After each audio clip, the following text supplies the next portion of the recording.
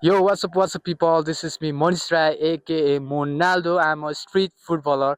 So आज चाहिँ म एउटा ट्युटोरियल भिडियो लिएर आएको छु.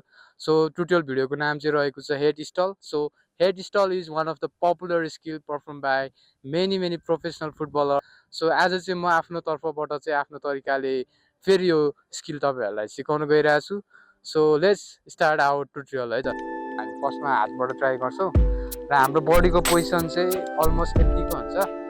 सो हामी पुरै खुला पनि राख्दैनौँ अनि पुरै टाइट पनि राख्दैनौँ, जस्ट फ्लेक्जिबल है. हामी चाहिँ लोवर पार्ट पनि एकदम फ्लेक्जिबल राख्ने अनि त्यसपछि बल लिने र टाउकोमा यसरी राख्ने.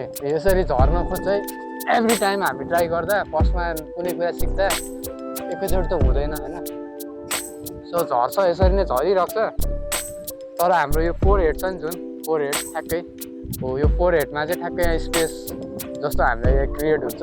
सो यहाँ राख्ने फर्स्टमा यसरी हातैले राख्ने अनि ट्राई गरिराख्ने यसरी. अनि बडी पनि हामीले हल्का बलको मोमेन्टसँगै चलाउनु खोज्ने. फर्स्टमा त धेरैचोटि झर्छ होइन.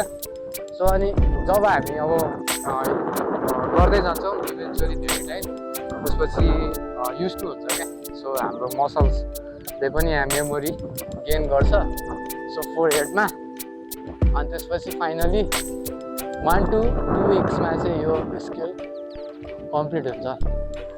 र फर्स्टमा अब यसरी हातले गर्दा त सहिलो हुन्छ, तर अब गाह्रो पार्ट भनेको चाहिँ हामीले फुटस्टल पोजिसनबाट गऱ्यो भने चाहिँ राम्रो देख्छ. र त्यसको लागि चाहिँ हामी फेरि अब फुटस्टल सिक्नुपर्ने हुन्छ. फुटस्टल चाहिँ हाम्रो सिम्पली यस्तो देख्छ. सो यो पोजिसनबाट अनि यसरी. सो यो यसरी गऱ्यो भने चाहिँ अलिकति राम्रो देख्छ. सो त्यसैले हामीले फुटस्टल पोजिसन सिक्न पनि एकदम जरुरी छ. सो बेसिकली हाम्रो ट्रिक चाहिँ यही रहेको छ. सो त्यति गाह्रो छैन जस्तो लाग्छ मलाई प्र्याक्टिस गर्नुभयो भने. सो हातले यसरी टक्क प्र्याक्टिस गर्नुहोस् होइन. धेरैचोटि झर्छ, झरे पनि होपलेस नहुनुहोस्, फ्रस्ट्रेट नहुनुहोस्, because it's a part of learning. हामीले जतिचोटि बिगाऱ्यौँ त्यतिचोटि इम्प्रुभ हुँदै जान्छ. So practice more and keep working hard. See you in the next session, guys. Peace.